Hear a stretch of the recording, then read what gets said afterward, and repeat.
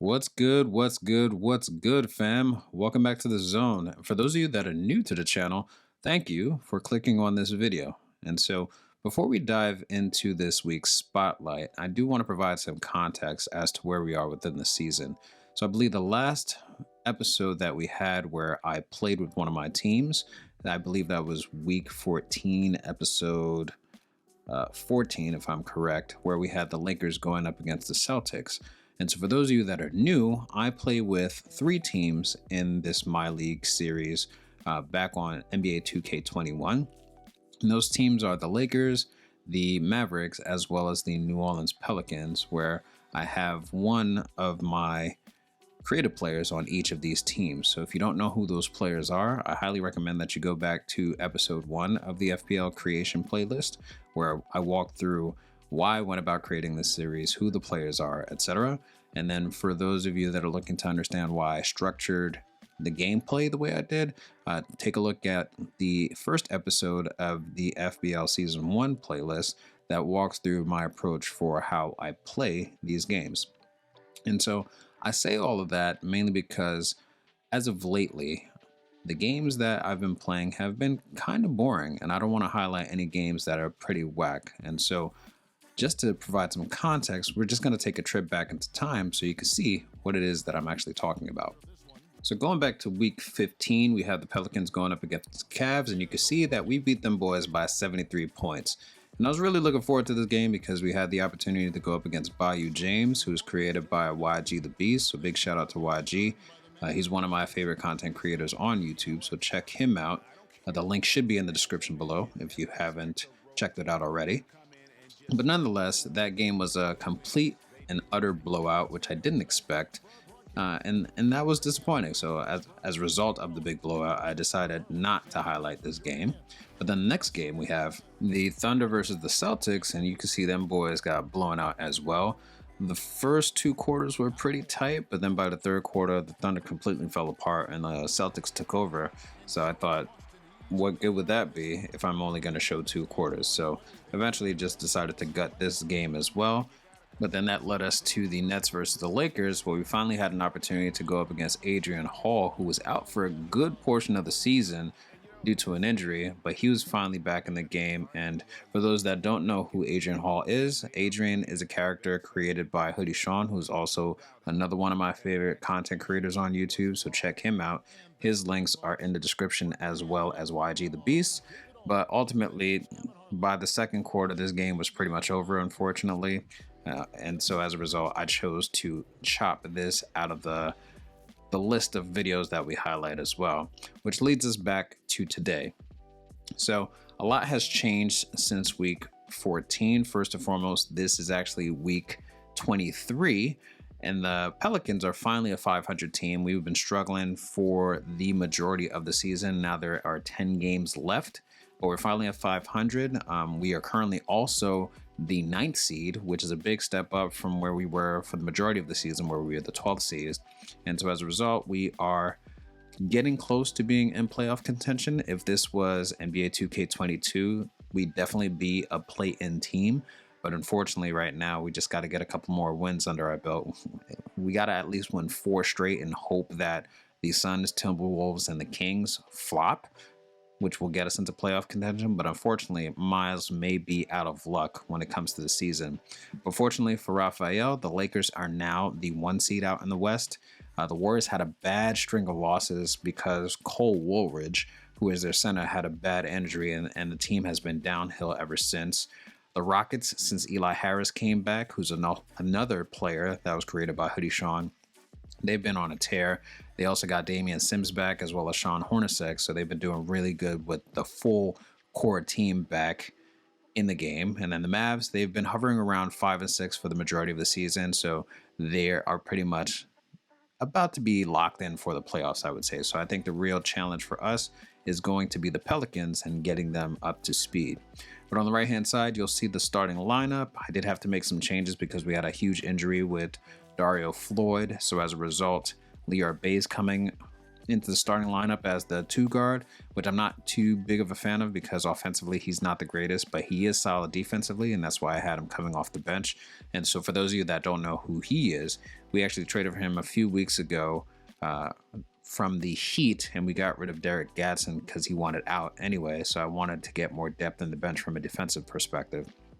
And right now we have Casey Starks coming off as a 6-man because we also need his defense on the second string, mainly because the second string sucks when it comes to shooting the ball as well as defending the ball. And so as a result, he's only there temporarily until we get Dario back.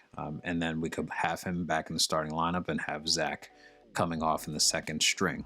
Now for today's game, I wanted to highlight the Memphis Grizzlies up against the Pelicans, mainly because we have that big injury that I mentioned before. So I would fully expect that the bench or the second string would be weak up against the Grizzlies because the Grizzlies have a lot of big men, but there are some pluses and minuses on the Grizzlies as well. As you can see, their starting 1 guard is a 67 overall. And so for those of you that don't understand why the overalls are so low, for each of the players that are in this league, I removed all the intangibles. So in some cases you'll have players that have high intangibles. In this case, everybody has 25. So you have the raw number that the player should be, and that's tied to one of the creation videos. I believe the one where we talked about the creation of Logan Wolf. So that should be the FBL creation episode number 2. So the playlist will be in the descriptions as well if you want to check that out, where I go into a deeper dive as far as how each of these players were created and the why behind it. But ultimately, I thought this game would be a good game considering the weaknesses that the Pelicans have. So I figured, if anything, it would be competitive compared to the other games. So if we take a look at the game, you'll see that we beat the Grizzlies by 44 points. So naturally, I thought that this would not be a game to highlight, although there were a lot of good moments, especially from the Pelicans side of the house, but it just wasn't enough. And so as you can see on the screen, Miles had an awesome game. He had a career high of 59 points, 8 rebounds, 14 assists, and he really performed well. This was a record-breaking game for him. Not the best that I've ever played with him as. He had better stats in the other My League, but this was probably his best game yet in this season. But then we finally have one more game that I wanted to highlight that was an utter bust, and that was the Nets versus the Clippers. And I thought this would be a good game, mainly because the Nets and the Clippers had rough games during the season. So I thought this would be a very competitive, but as you can see, the Nets won 101-69 and completely blew out the Clippers, which I didn't expect. But I will admit that once Adrian got back from his injury, the team started clicking and started getting more wins to where they are no longer at the bottom of the Western Conference, or excuse me, they're no longer at the bottom of the Eastern Conference compared to the Clippers, who have been at the bottom of the Western Conference and are still at the bottom. So they're projected to get the number 1 pick when it's time for the draft. So because of these games, I thought it makes sense for us to go back to visit the team so you can understand the players, because once the offseason comes, there's going to be a lot of changes across this league. So let's get started with the Milwaukee Bucks. And as you can see on the screen, we have the starting 5 for the Bucks, where we have J.D. Garrett as the point guard. We have Lawrence Peters as a shooting guard. We have Shane Miles Jr. at the 3. And then we have Omar Abdul-Rauf, whose natural position or primary position is a small forward, but he's playing as the power forward for this team because no one else could play this position. And then we also have Lionel Kellogg, who is the center for the team. Now, pulling up the second string, we have Mike Suarez, who's the 6th man. We have Ricky Perdue, followed by Kirk Miller, Ricky Meyer, and Jose Romero. And so I can't say for certain who's playing the 1 in this position, but I believe Kirk Miller usually is playing the 1 off the second string, followed by Ricky Perdue as a shooting guard, with Mike Suarez at the 3, and potentially Jose Romero at the 4, followed by Ricky Meyer at the 5. But then we have Julio Caballero, Leslie Clayton, Keegan Jacobs, and Nathan Wright rounding up the roster. Now, these players don't get any burn, but I will say that some of them did actually progress in overall over the past couple of weeks. But I'll save that for the next conversation, where we're actually going to walk through each of the players, and I'll highlight who the players based off of. We'll walk through some of their strengths and weaknesses, as well as their overall stats for the year. And so starting off with my guy, Omar Abdul Rauf, I have a soft spot for Omar, mainly because he is actually the second player I created for this league. So Clarence Booker, who's on the 76ers, was the first person I created for this league, and Omar is the second. So you see that he's 20 years old. I believe this is his first official year as a professional. He's playing at the 3, but he could also play at the 4. He's a 84 overall. He originally started the season as an 83, but as you can see, he's pretty deadly when it comes to shooting. His inside defense is mid. His perimeter defense is really good. He has some playmaking ability, and he'd also get boards, and his physique is really solid. His IQ could be a little bit better, but overall, I was pleased with how he's developed over the season thus far. As you can see, he has 27 badges, and Omar, I will be honest, he's actually based off of a 2K base. What do I mean by that? That means when you go to create a player, I'm just using that base that pops up when you create a player, and then from there I applied the randomizer technique that was discussed when we created Logan Wolf to change some attributes as well as determine what badges the player will receive. So as you can see, Omar fared off pretty well in that regard. Now from a stat perspective, Omar is doing really well, averaging a double-double. So you see he has 19 points per game. He has roughly 15 rebounds per game, 2 assists, almost a steal per game, and he's definitely low on the blocks, which is definitely disappointing. But from a shooting splits perspective, he's shooting roughly 50% from the field, almost 40% from the 3-point line, and almost 80% from the free throw line. So overall, I've been very pleased with Omar. But next up, let's talk about Lionel Kellogg. So Lionel is based off of the glove Gary Payton from the 95-96 Supersonics, and the randomizer definitely wasn't friendly towards his offensive and potential attributes. Those were actually downgraded, but his defense attributes got a small upgrade, whereas his athleticism attributes, they kind of remain neutral. I personally think Lionel may be better suited for another position, maybe the 3 or even the 2, but he's kind of tall, being 6'9", but ultimately I left it for the coach to actually make that determination. So his primary position is the 5, but he also could play the 1 based off of his playmaking abilities. And so I do often see that the Bucks do play that kind of rotation when it comes to Lionel. How successful is he with that? I can't say for certain. But from an overall perspective, you see that he's an 83. He actually progressed from an 82, which is what he started off the season with. So there has been some improvement in his abilities, and you can see that he had 34 badges thus far. And so when we look at the shooting splits, this is why I expected more from Lionel. So his field goal percentage is 43%, his 3-point percentage is roughly 37%, and his free throw percentage is almost 76%. But when you look at the points that he scores on average, we're almost at 14 points per game. He has almost 4 rebounds, 10 assists, which is great, 2 steals, and then the blocks are really low. I think because of Lionel's ineffectiveness, it puts a lot of pressure on Omar to get things done, and so that's why I've been a bit disappointed with his play thus far. And it might just be the team system, but there's definitely more to be desired. And so next up, we have Lawrence Peters, who is an 80 overall, and he actually progressed over the season from a 77 overall to being the 3rd highest overall on the team, which I was very pleased to see. But let's get into it. So as you can see, Lawrence Peters, he's running at the 2 guard, but he could also fill in at the 1. He's 6 foot flat, and he has 30 badges, which is insane considering that he's quote unquote 6 years, maybe 7 years in the league from a design perspective. But from a shooting perspective, you'll see that he's really nice when it comes to shooting. Majority of his shots come from beyond the arc. Interior defense is not that great. Perimeter defense is so-so.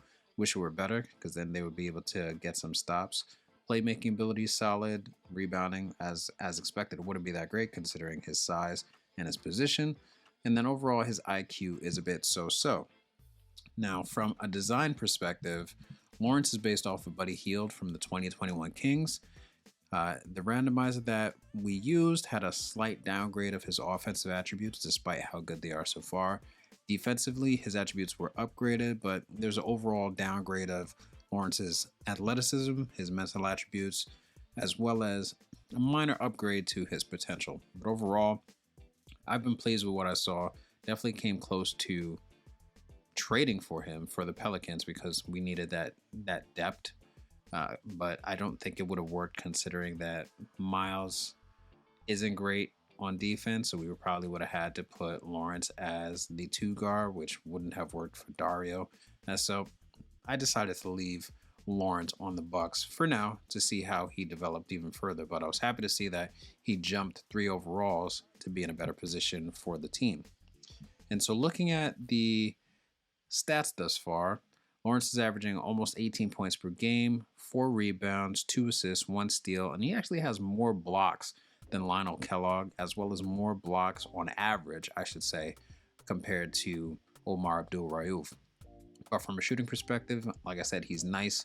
He's shooting 47% from the field in general, almost 41% from beyond the arc, and almost 88% from the free throw line. So I think Lawrence is definitely somebody we should keep an eye on over the course of these seasons, because I do intend to have multiple seasons for the FBL and migrate from the Xbox to the PC over time so that we could do more when it comes to the players. But I digress. Let's talk about the next guy that we have, who is Shane Miles Jr., who, as you can see, he runs the small forward position, but he also can play the 2 guard. He's 6'5", and he has 17 badges, and right now he's injured, so his overall is down 1 point, but he pretty much stayed flat over the season thus far at a 79. Now, Shane, just like Omar, is based off a 2K base, and the randomizer in this case had a net negative effect on his offensive attributes as well as his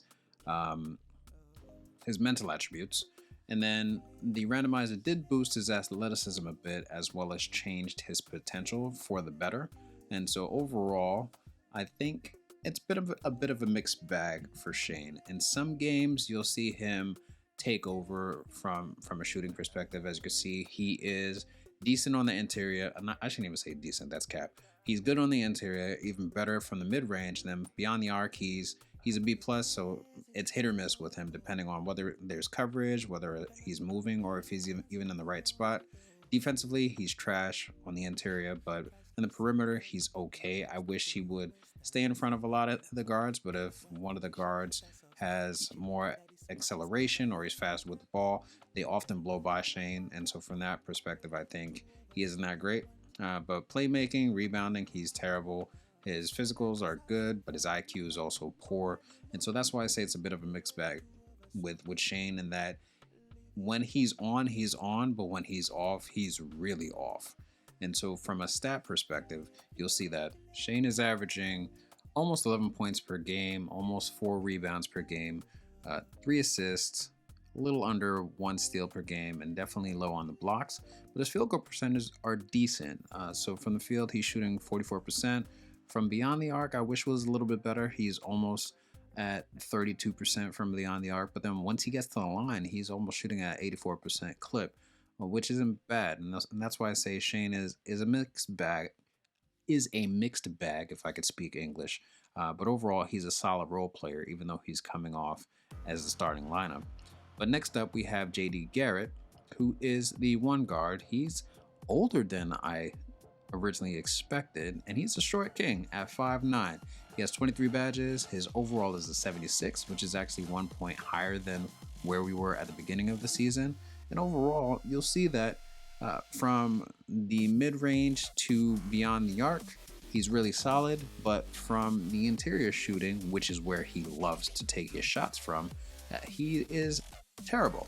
His interior defense is terrible as well, but his perimeter defense is really solid. And so in other cases, I know folks that have had an A- have said good, so I'll interchange those words between good, solid, great, yada, yada, yada. Same thing goes with his playmaking, is pretty solid. Rebounding, poor. His physicals are so-so, and his IQ is so-so. I have seen JD make a lot of errors, which I wish he would have avoided, but it is what it is. So when we look at JD, he's actually modeled after Darren Collison from the 13-14 Clippers, which with the randomizer effect, that was negative overall, including his height change when it came to how he was designed. But from a stat perspective, you'll see that he's almost averaging 8 points per game, 2 rebounds, 5 assists, 1 steal, no blocks, and his shooting splits are rather good considering that his field goal percentage is roughly 40%, beyond the arc it's roughly 42%, and his free throws are roughly 84%. But as you can see, considering the low number of points, that indicates to me that he's not taking a lot of shots. And so it's highly probable that if he did take more shots, those splits would be a lot different, probably for the worse. But next up, we have Mike Suarez, who is playing at the small forward and slash shooting guard position. He is 24 with 12 badges, and he has a 74 overall. And so I believe Mike started off as a 72, so he actually jumped up 2 overalls. But you can see from a shooting perspective, he's really solid from the interior and the mid-range, and beyond the arc, he's so-so. I often don't see him shoot from beyond the arc, but in the rare occasion that he does, it probably would miss, but we'll take a look at the stats very shortly. His interior defense is average, his perimeter defense is terrible, so we have a huge liability in Mike in that regard. Playmaking is so-so, rebounding is terrible, and his physicals are okay.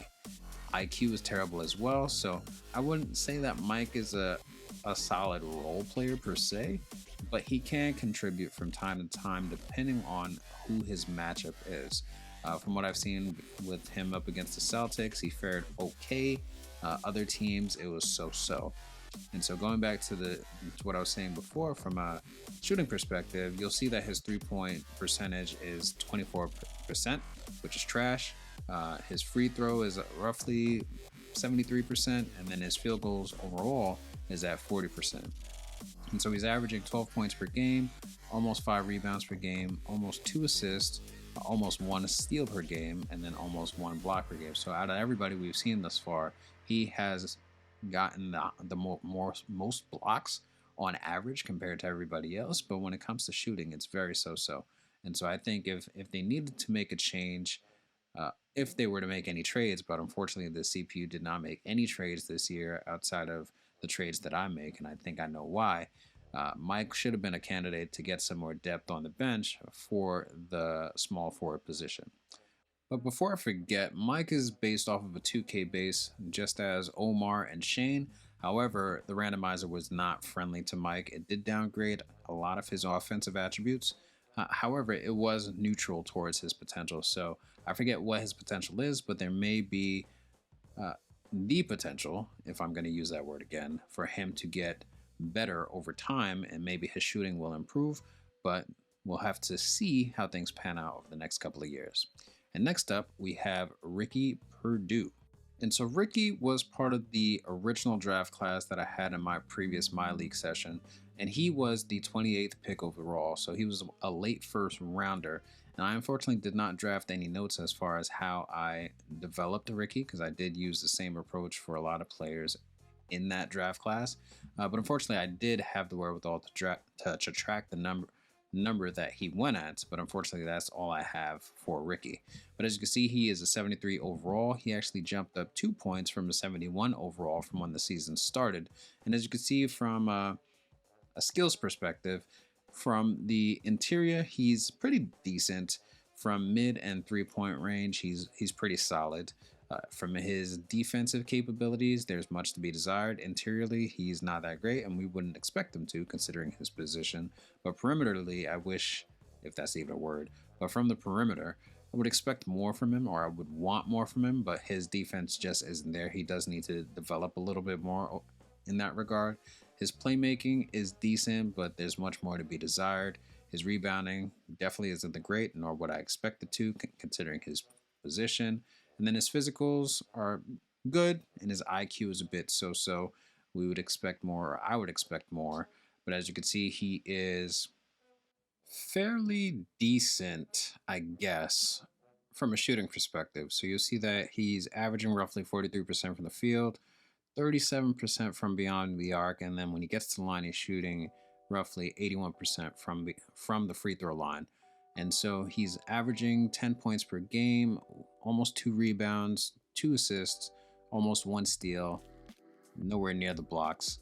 But I would expect more from him. So looking at his shooting capabilities, you'll see that his 3-point shot is 84, his mid-range shot is a 91, and his close is a 77. So it has to be tied to his tendencies as why his points are so low. So if we take a look at his overall shot tendency, it's a 68.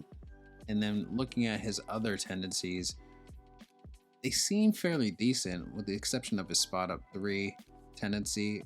And so I don't understand why his points are so low. But next up, we have Kirk Miller, who is running at the 1 on the second string. You'll see that he's 21 years old. He is 6'2" with 25 badges and is 72 overall. He actually jumped up 2 overall since the beginning of the season.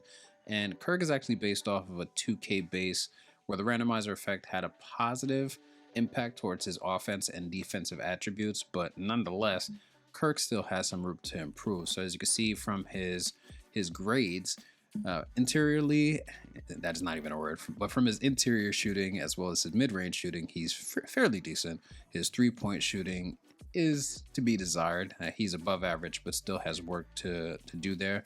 Overall, you'll find that Kirk takes a lot of his shots from the interior as well as the mid-range, and the mid-range isn't that often, to be honest, but defensively, he isn't where we need him to be on the perimeter. He'll never be on the interior, even though he's better at it. Playmaking has been decent. Rebounding, he's definitely a beast when it comes to that, and his physique is decent. And so from a potential perspective, I would expect that Kirk will probably get to the 78 to maybe 80 range, assuming that his peak works in his favor, but nothing's guaranteed because I completely forgot what his peak is. But nonetheless, if we take a look at his shooting splits, we'll see that Kirk is a bit of a mixed bag when it comes to the shooting. You'll see that from the field, he's shooting 46%. From beyond the arc, it's a horrible 28%. And then from the free throw line, it's another horrible, roughly 50%. And so his points per game is 8 points, rebounds 7.4, which is a lot. He almost has 2 assists, almost a steal per game, and almost a block per game, which is pretty good defensively at his position. But offensively, Kirk has a lot of work to do there. And so if you take a look at how his shooting is from the chart, you can see that exactly what I said holds true. The majority of his shots taken are within the mid-range close to the absolute interior, with the red zones being in the mid-range as well as the close range. And so you see from beyond the arc, he's pretty terrible to say the least. And so I would say that Kirk, if he's able to develop further, I think he'll be a great role player, but he still has a lot of work to do there. And so next up, we have Ricky Meyer, who is a center and power forward, and he's a tall dude, standing at 7 foot tall, 247 and thangs, and he's 23 with 1 badge and an overall of 71. And I think previously at the beginning of the season, he was actually a 68, so he actually jumped up 3 slots, which is impressive compared to the other progression that we saw. So now Ricky was part of the original draft class that I had in my previous My League season, and he actually went undrafted. So as part of the setup for this league, anybody that went undrafted was randomized to be assigned a team, because I didn't want to waste the 150 players that were previously in the game. And so as a result, assigned Ricky to a team as well as a bunch of other folks that went undrafted, and he ended up landing on the Bucks. And as I just mentioned, he was able to jump up 3 overall simply because he's one of the few centers on the team, so he's getting a lot of burn. And so with that play, he's developing further. And so outside of that, I didn't make any changes to Ricky's DNA at that point in time because I think the system that I now use wasn't in effect. I only focused on folks that had weird faces as a creative player, but considering Ricky looked like a normal human being, I just opted to keep him as is and let him develop as possible. So as you see on the screen now, you'll see that he's averaging 5 points per game, 3 rebounds per game, 1 assist, and he's almost getting 1 block a game. And shooting from the field, he's at 44%, but from the free throw line, he's really good, shooting 82%. So I would say that Ricky will develop and can continue to develop as a solid role player until he reaches his potential. But thus far, from what I've seen, I just wish he was more aggressive on defense to get more blocks. But he's definitely an imposing figure on the team, but he just has some more growth needed to become a dominant player within the league. But next up, we have Julio Caballero, who is a 70 overall. He actually jumped up two overalls since the beginning of the season, and you'll see that he is also a point guard, considered a three-point specialist with 0 badges.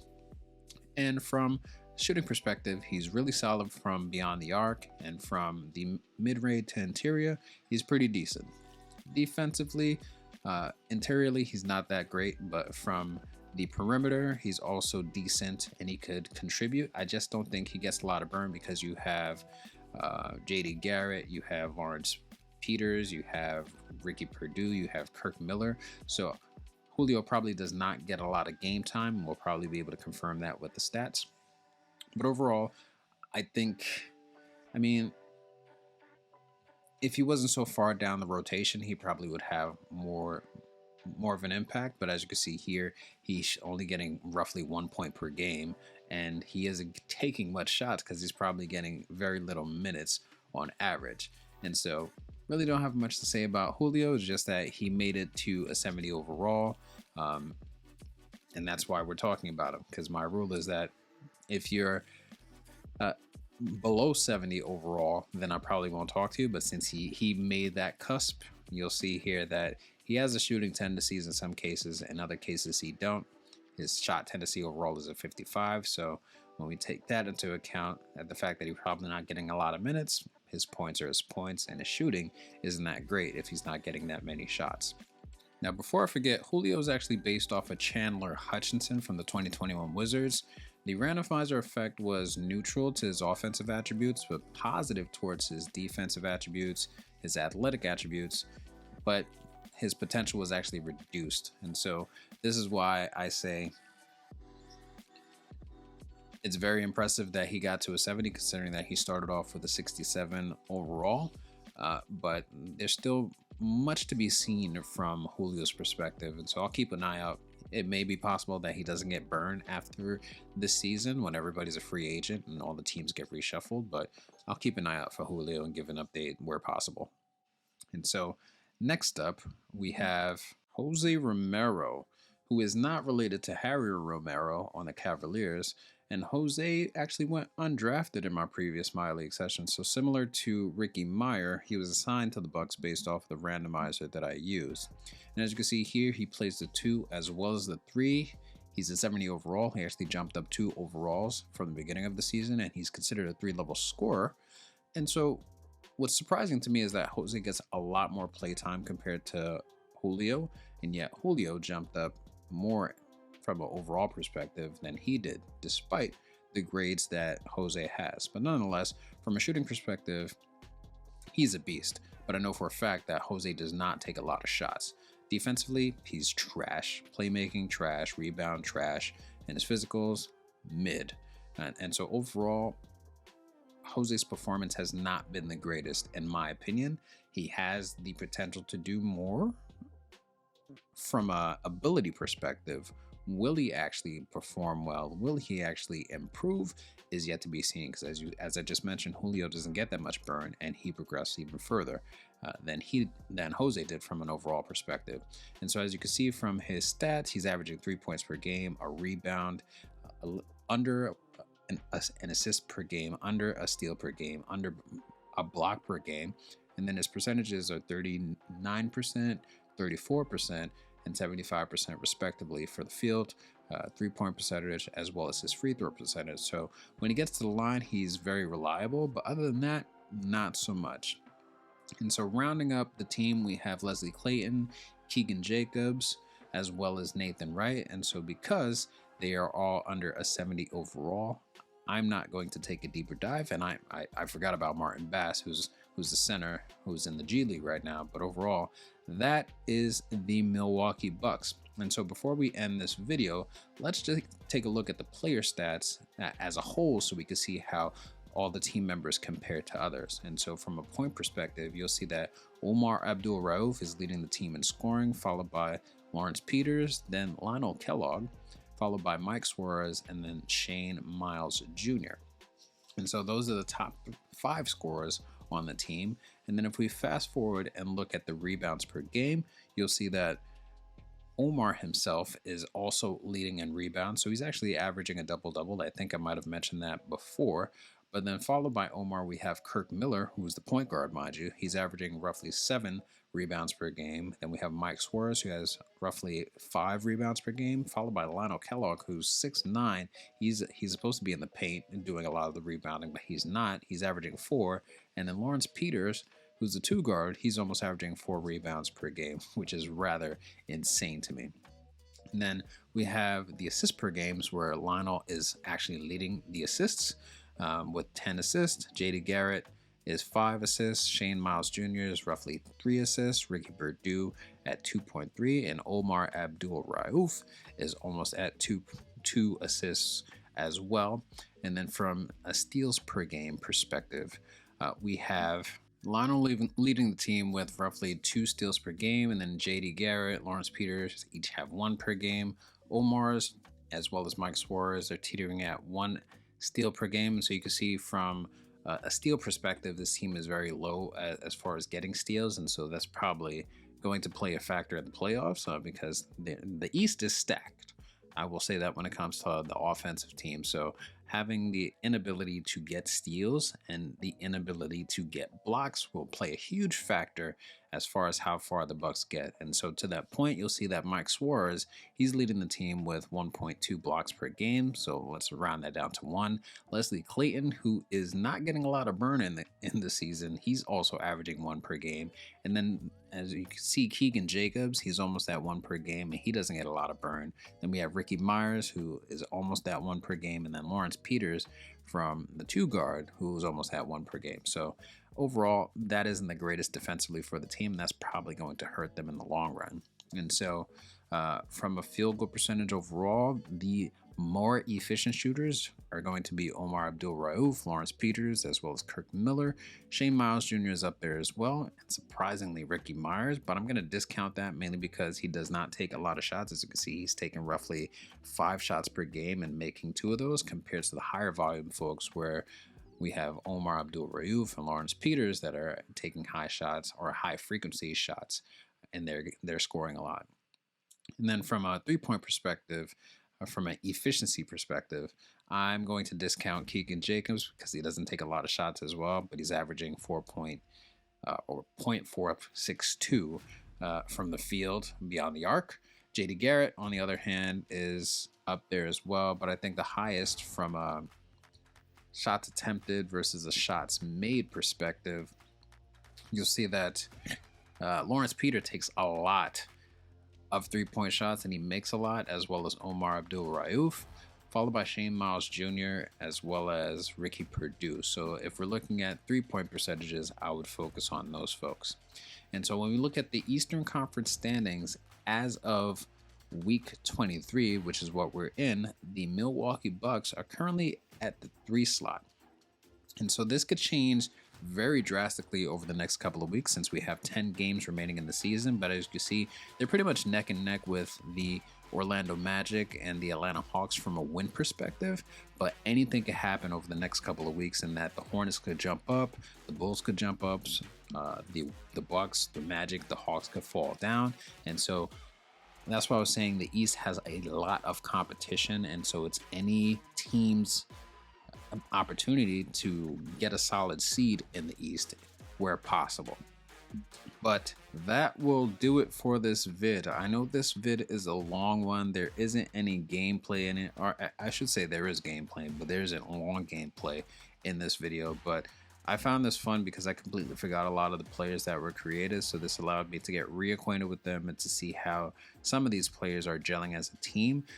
I wanted to go through this, and hopefully I'll be able to get through the rest of the teams in the FBL, mainly because towards the end of the season, so in the postseason, all of the teams are going to change. Every player in this league is going to be a free agent, plus the fact that we have a draft class that is all created players. Each and every player in that draft class has been updated using the randomizer system. So there are a lot of gems in that draft class that I'm looking forward to, which will definitely change the dynamic of this league, either offensively, defensively, or both. And so I want to be able to set the stage so that you understand who the key players are across the league, across all the teams, so that come the offseason, when we talk about those changes, it makes sense. And so if you made it this far and you like the video and you want to learn more about who the players are in this season and in the FBL, let me know down in the comments which team you want to see next, and I will push that team forward. But in the meantime, I do have a few games that I want to highlight. Hopefully I'll get some more gameplay from my teams, and then we'll start walking through the next round of FBL teams. So as always, I enjoy making these videos. Hopefully you enjoyed watching the videos, and until next week, hope you have a good one. Later.